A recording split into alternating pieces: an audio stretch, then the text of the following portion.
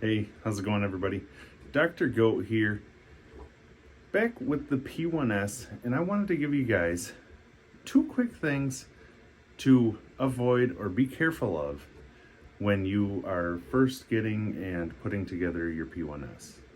First thing I want to mention here is the screen.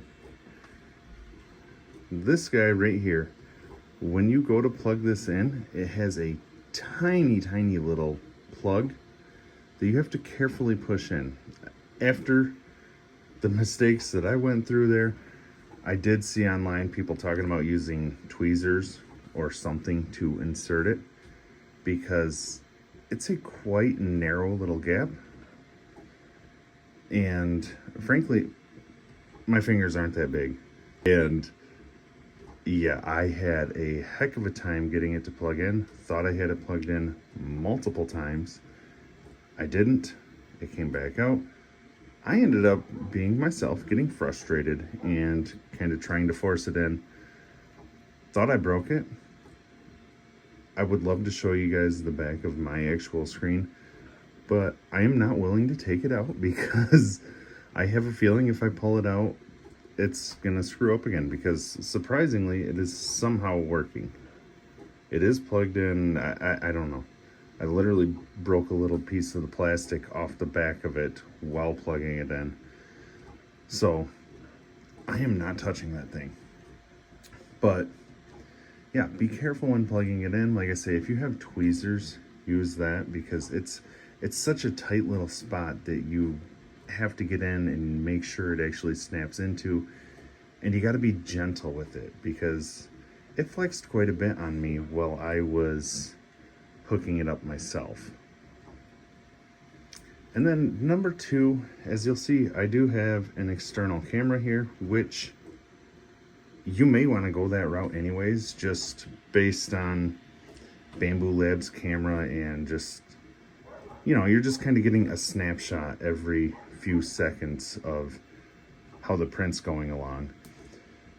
But if you are like me, and I know a lot of people do it, I got BIQ's, BIQU, their upgraded light for the inside of this thing. And when I installed that, I didn't realize it. I should have looked it up beforehand.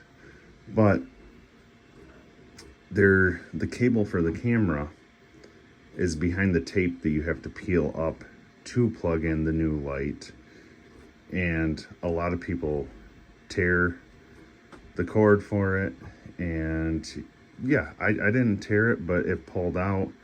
I lost the little connector, and yeah, it's just a mess. That's when I decided to get this camera, which I will leave a link to this camera in the description.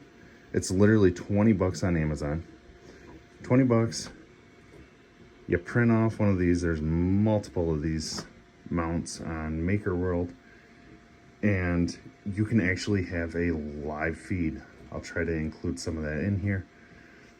But yes, you can actually see what's going on in real time without the little lags.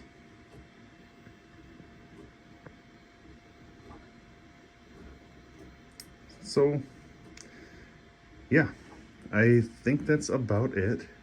That is literally the two things that really gave me the most trouble there. Hopefully you guys can avoid that. Or like I say, it was a good mistake on my end as far as the camera goes, because although I would love for the camera to not just be broken, I do have a better camera now, which I probably would not have gotten if it wasn't for that happening. So anyways, appreciate you guys. Hopefully this helped, and I'll see you guys later.